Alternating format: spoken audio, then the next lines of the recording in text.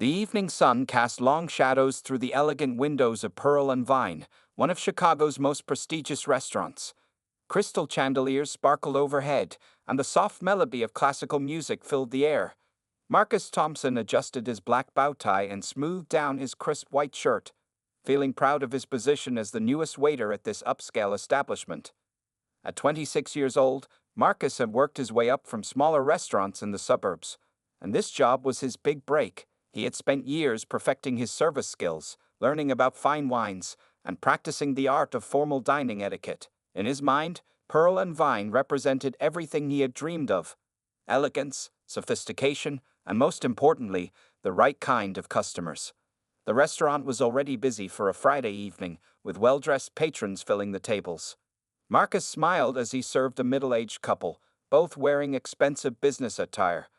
"Would you care to see our wine list?" he asked with practiced charm, earning approving nods from his customers. The main entrance door opened, letting in a burst of cool evening air. Marcus glanced up, expecting to see another wealthy patron in designer clothes. Instead, he saw a black woman in her mid-30s, wearing dark jeans, a simple burgundy sweater, and minimal jewelry. She carried a small leather backpack instead of the designer purses he was used to seeing. The hostess, Emma, greeted the woman with her usual professional courtesy. "Good evening, ma'am. How may I help you today?"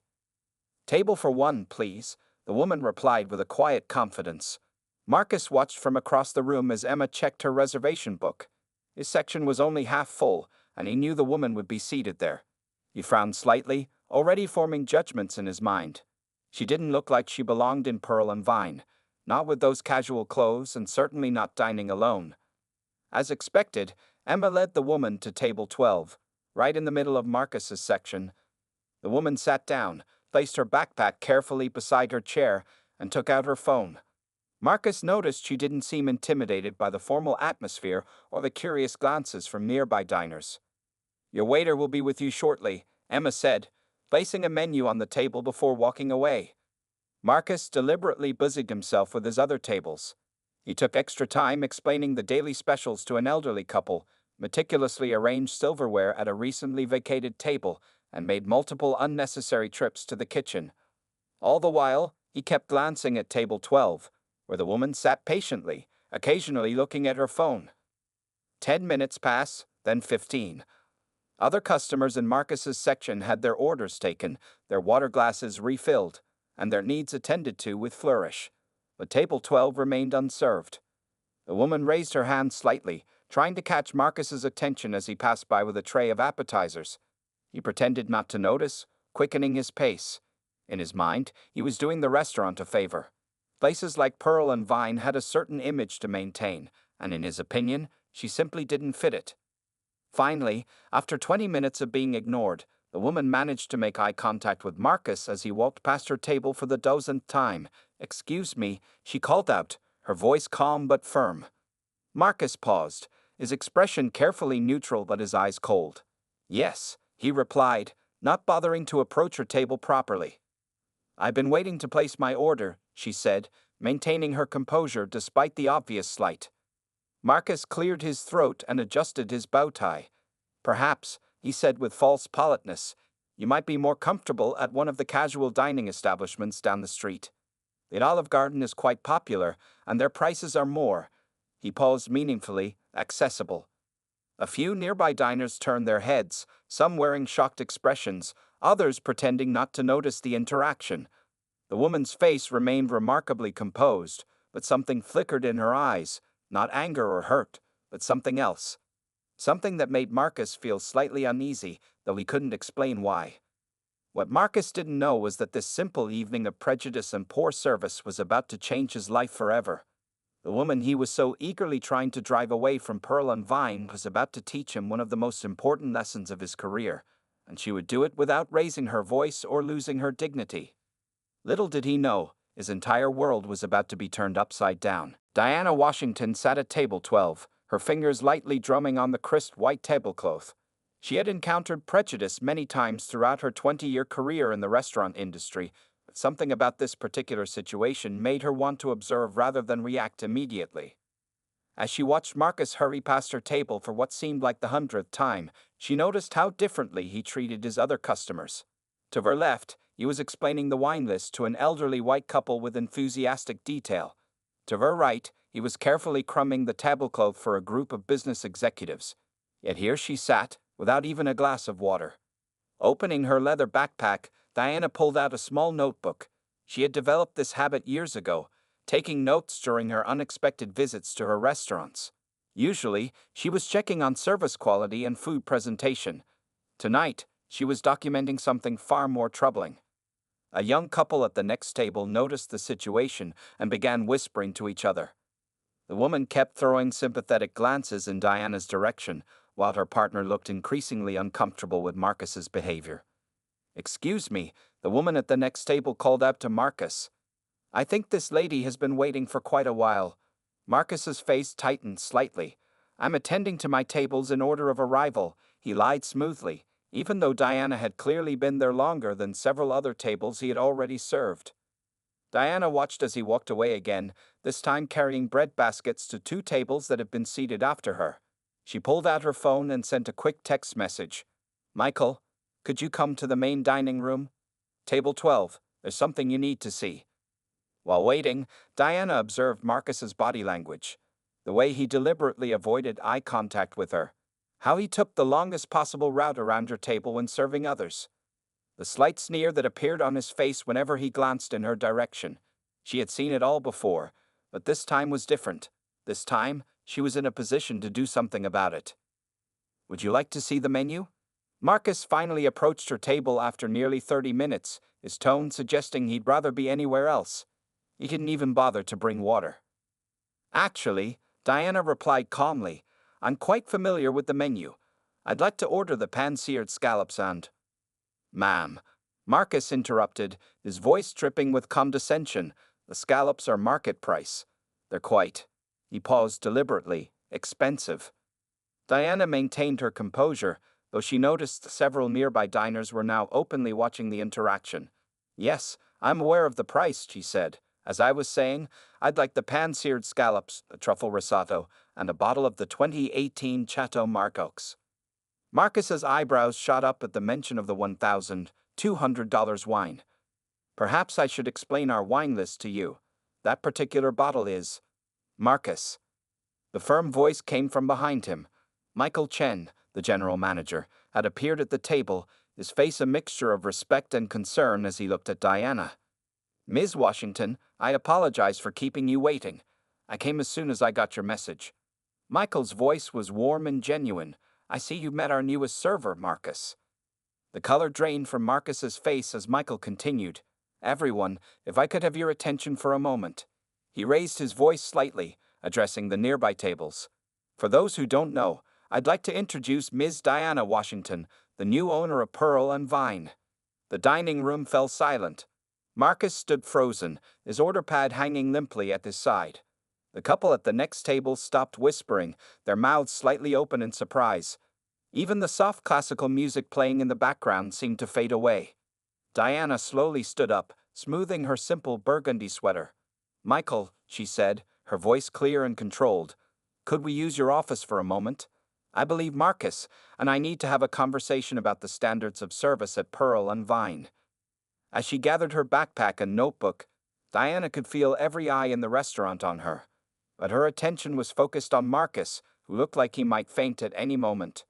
The lesson she was about to teach him wouldn't just be about proper service.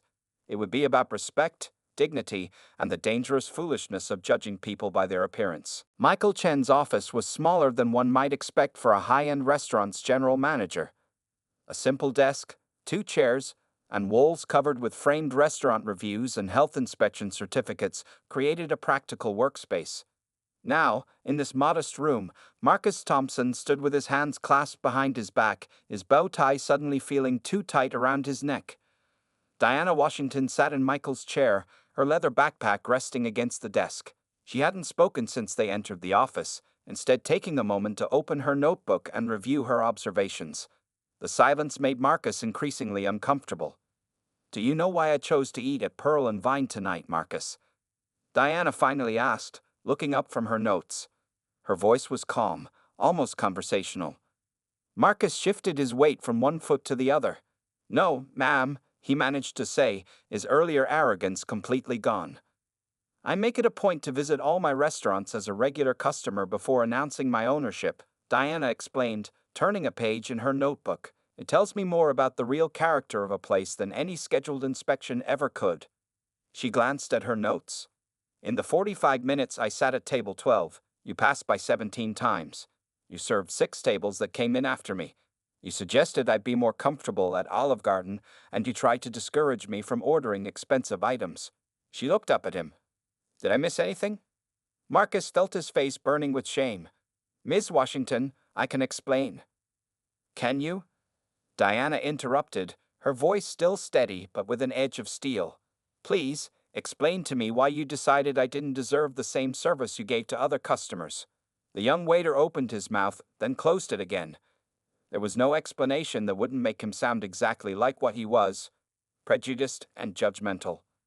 Diana stood up and walked to the wall of framed reviews.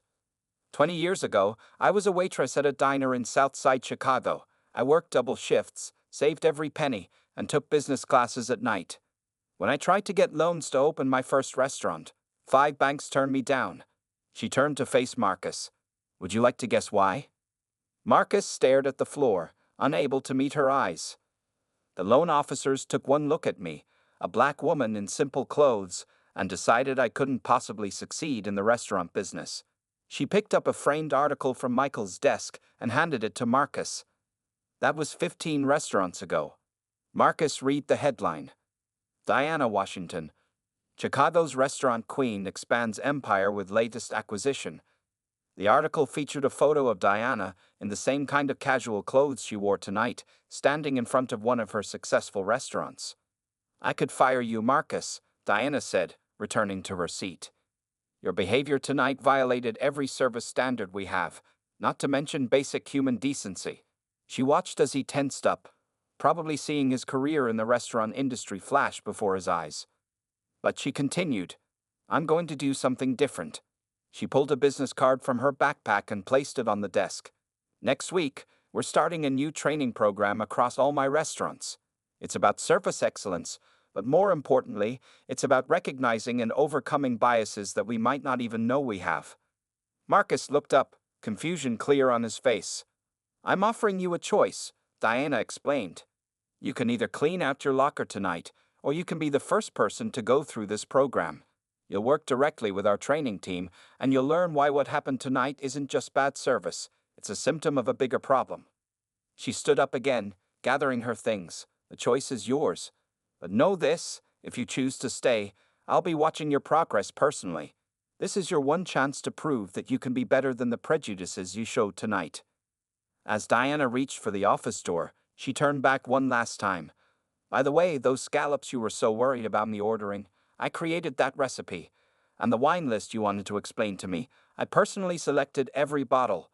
With that, she left the office, leaving Marcus alone with his thoughts and a decision that would change the course of his career. Marcus sat alone in the employee locker room after his shift, still wearing his wrinkled uniform. The events of the evening played over and over in his mind like a movie he couldn't stop. His locker door hung open, and in his hands, he held Diana Washington's business card, turning it over and over as he thought about her offer. The other servers had avoided him for the rest of the night. Word had spread quickly about what happened, and even customers seemed to look at him differently. Some with disgust, others with pity. He had never felt so ashamed in his life. Rough night? Marcus looked up to see Michael Chen standing in the doorway. The general manager's face was neutral, but his eyes were kind. "I really messed up, didn't I?" Marcus asked, his voice barely above a whisper. Michael pulled up a chair and sat down. "You know, when Ms. Washington bought this place 3 months ago, some people were worried. They had the same prejudices you showed tonight." He paused, letting his words sink in. "Want to know what she did?" Marcus nodded slightly, still fidgeting with the business card. "She kept every single employee. Didn't fire anyone, didn't cut anyone's pay. Instead, she improved our health benefits and started a college tuition program for staff." Michael leaned forward. "That's the kind of person you disrespected tonight." The weight of shame pressed harder on Marcus's shoulders. Why would she offer me another chance, he asked. I don't deserve it. Maybe that's exactly why, Michael replied. Ms. Washington believes in second chances because she knows what it's like to be judged unfairly. The question is, what are you going to do with this opportunity? Marcus looked at the business card again. The training program would start in a week. He thought about his mother, who had raised him alone, working 2 jobs to put him through school. What would she think if she knew how he had behaved tonight? The other servers, Marcus began, they all knew she was the owner. Michael shook his head. No one knew except me. That's how she wanted it. She believes you see people's true character when they think no one important is watching. He stood up and straightened his tie. You have until tomorrow morning to decide. The training program starts at 9 a.m. next Monday. After Michael left, Marcus pulled out his phone and did something he should have done hours ago. He searched for Diana Washington online. Article after article appeared. From waitress to restaurant mogul, Diana Washington's rise in Chicago's culinary scene, how one woman's vision changed fine dining.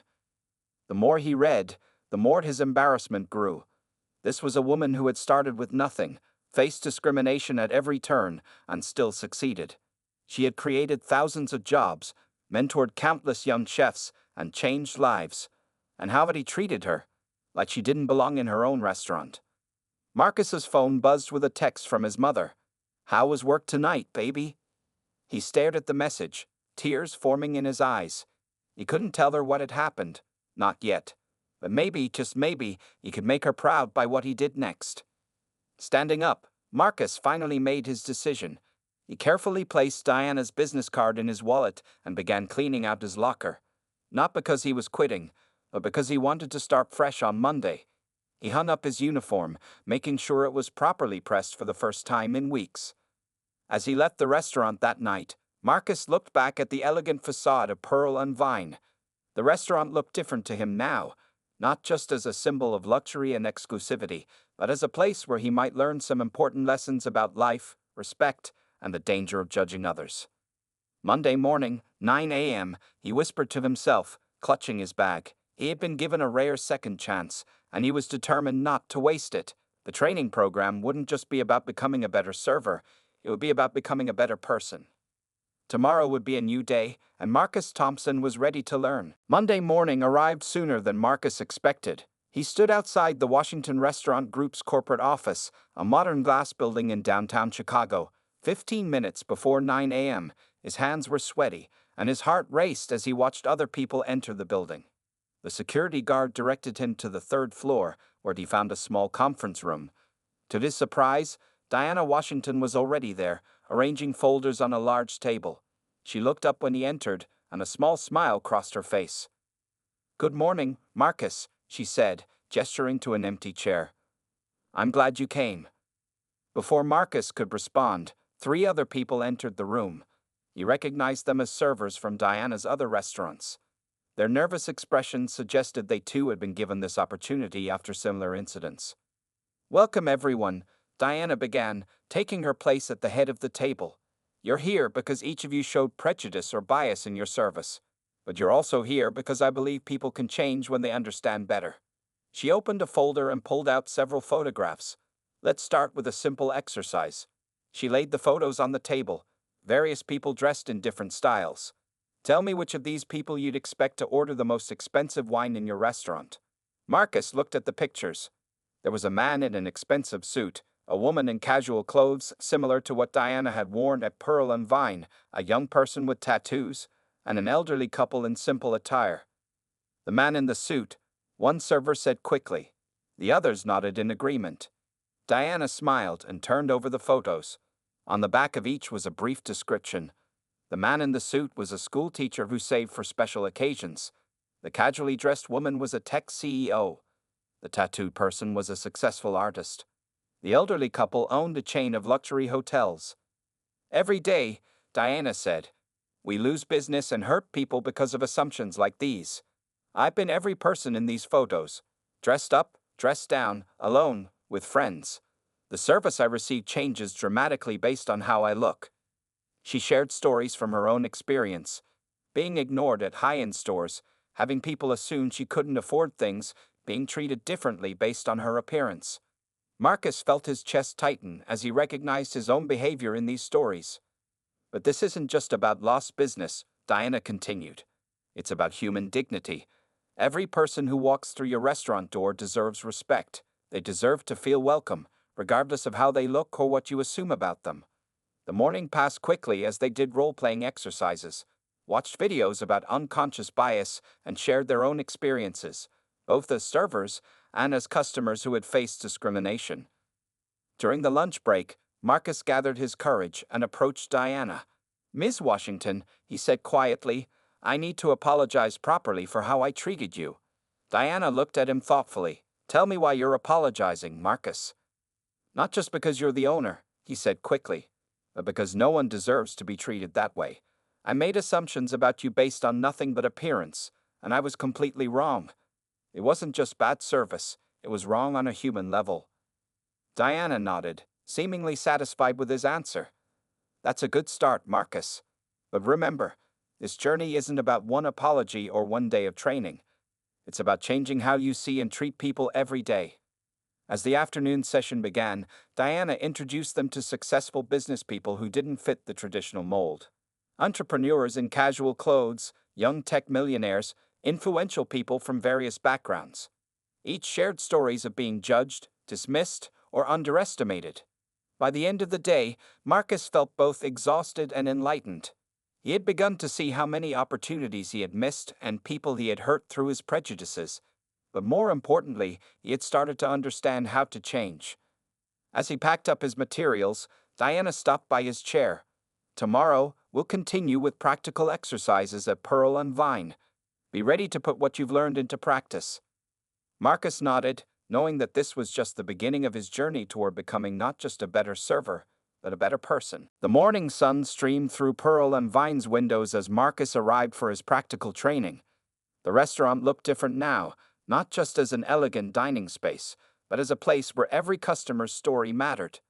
Diana was already there, sitting at the same table where their first encounter had happened. Today, Diana announced as Marcus sat down, "You're going to see the restaurant through new eyes." She handed him a notebook similar to the one she had used to document his behavior that fateful night. "But first, I want to introduce you to someone special." A woman in her 60s entered the restaurant, wearing simple clothes and carrying an old handbag. Marcus recognized her immediately. It was his mother, Rose Thompson. "Mom?" Marcus stood up, confused. "What are you doing here?" Diana smiled. "I invited her.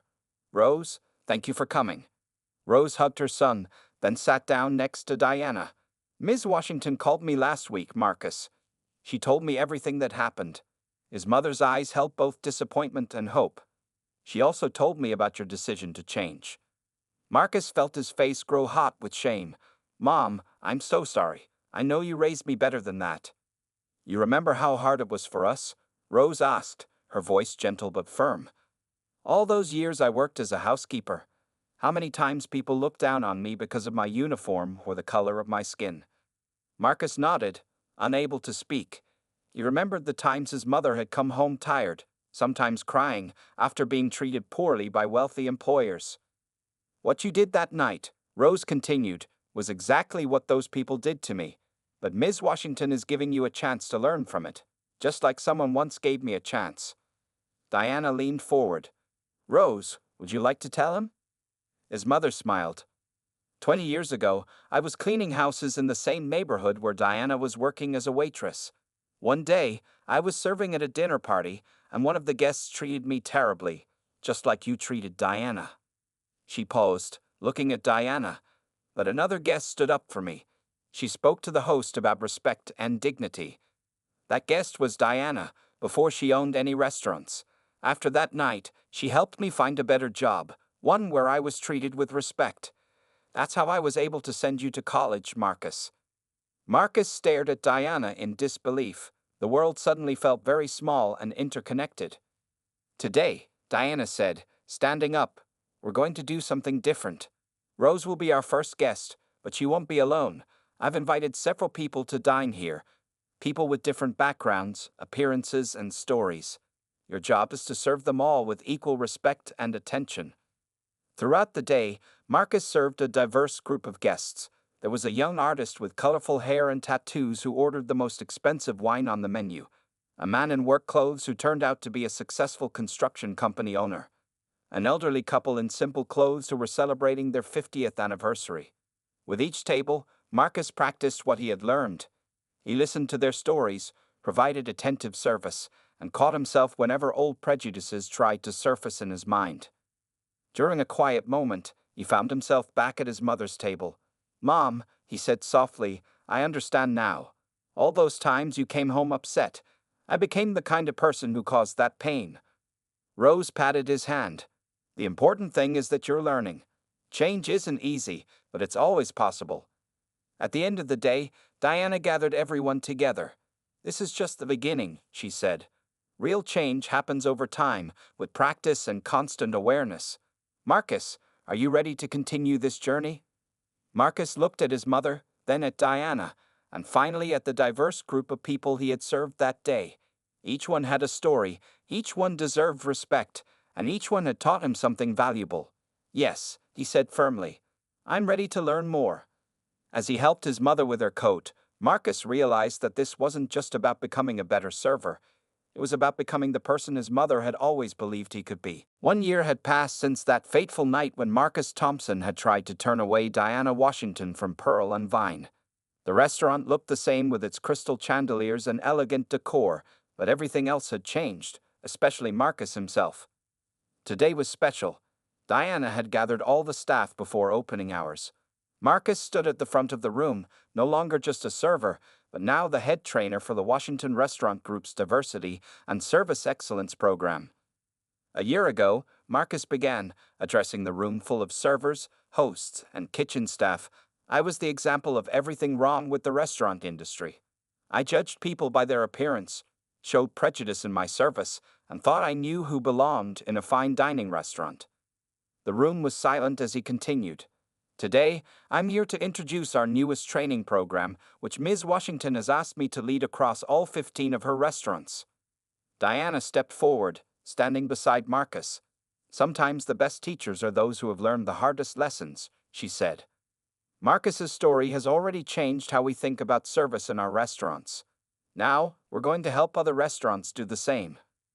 After the meeting, Marcus walked through the dining room, straightening tablecloths and adjusting place settings. At table 12, the same table where he had shown his prejudice to Diana, he paused, remembering. The front door opened, and a familiar face appeared. It was the retired teacher he had served months ago, but this time she wasn't alone. She was accompanied by 6 other retired educators, all dressed simply but carrying themselves with dignity. "Mr. Thompson," she called out warmly, "I brought my friends, just like I promised. I told them about the wonderful service here." Marcus smiled broadly, greeting each guest personally. As he led them to their table, he noticed other servers watching. They had all heard his story, and now they were seeing its ripple effects in action. Later that evening, during a quiet moment, Marcus sat with Diana in her office. The walls were now decorated with framed articles about Pearl and Vine's innovative diversity training program. "Did you ever think," Diana asked, "when I confronted you that night, that we end up here?" Marcus shook his head. "I thought my career was over. Instead, it was just beginning." He looked at a new framed article on her desk. The headline read, "From Bias to Bridge Building, How One Server's Story is Changing Restaurant Culture." "Your mother called me yesterday," Diana said, smiling. "She's very proud of you." Marcus felt tears forming in his eyes. "She's coming tonight with her old employer, the one who used to treat her poorly. They reconnected recently, and the woman apologized for her past behavior. Mom said my story helped her see things differently." Diana nodded. "That's how change happens, Marcus. One person, one story, one moment of understanding at a time." The evening grew busy, and Marcus moved between his training duties and helping on the floor. He watched with pride as his trained servers treated every guest with equal respect, the teenagers celebrating a graduation, the woman in work boots ordering expensive wine, the elderly couple asking about every dish. Near closing time, a young server approached him. "Marcus, I need your advice. I caught myself making assumptions about a guest based on their clothes. I stopped myself, but..."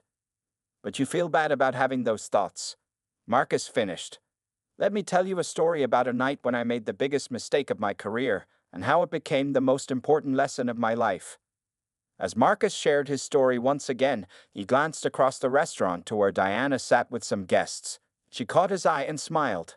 They both knew that his story would continue to touch lives, change perspectives, and open doors, not just at Pearl and Vine, but across the entire industry. The lessons learned at Table 12 had become a legacy of change, proving that sometimes the most powerful transformations begin with a single moment of confronting our own prejudices. For Marcus Thompson, that legacy was just beginning. 3 months had passed since Marcus's first day of training. Pearl and Vine's dining room buzzed with the usual Friday night energy, but something was different.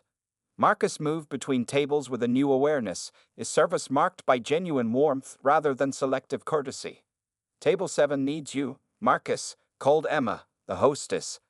"They seem a bit nervous about dining here." Marcus approached the table where a group of young people sat, clearly uncomfortable in the upscale setting. He recognized the look in their eyes, the same uncertainty he had once used to judge others. They were dressed casually, probably college students saving up for a special occasion. "Welcome to Pearl and Vine," he said warmly, pulling out a chair for one of them who had arrived late. "First time dining with us?" The group nodded, some still looking at the elegant surroundings with apprehension. "Well, you're in for a treat." Marcus smiled, handing them menus. "Would you like me to walk you through our menu? And don't worry about the fancy names. I still have trouble pronouncing some of them myself."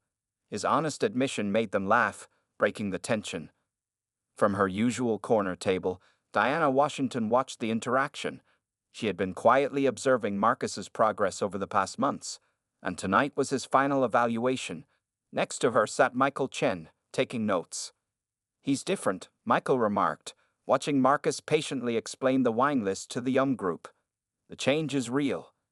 Diana nodded, remembering the arrogant waiter who had tried to turn her away 3 months ago. "Let's see how he handles the next test." As if on cue, an elderly black woman entered the restaurant. She wore a simple dress and carried a worn purse. Some of the other servers hesitated, but Marcus immediately moved to greet her. "Good evening, ma'am," he said, pulling out a chair at one of the best tables. "Are you dining alone tonight?" "Yes," she replied, seeming surprised by his attentiveness. "I'm celebrating my retirement after 40 years of teaching." Marcus beamed. "Then this calls for something special. May I suggest our chef's tasting menu? Each course tells a story, just like I'm sure you have many stories from your years of teaching."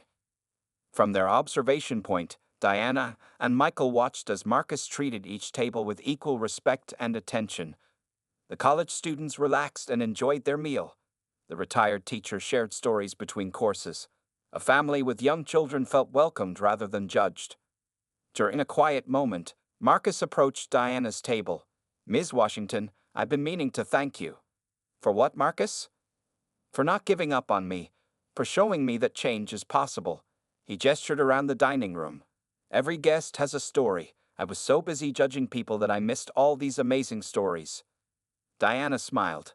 "Tell me about your most memorable guest this week." Marcus's face lit up. "Yesterday, we had a woman in work clothes come in during lunch. Other servers assumed she wanted the quick lunch special.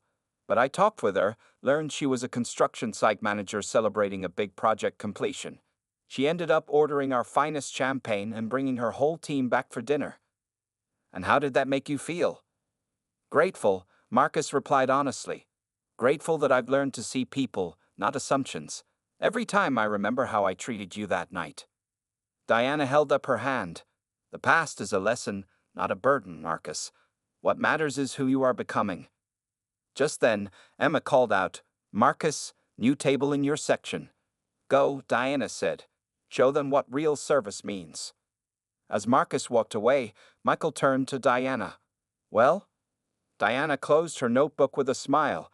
"I think he's ready. Starting next week, Marcus will help train other servers in our new diversity program. His story, his transformation, it's exactly what we need to show others that change is possible." Through the busy dining room, they watched as Marcus greeted his new table with genuine warmth.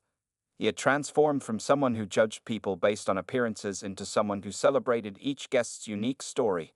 It was more than just good service. It was respect, understanding, and growth in action.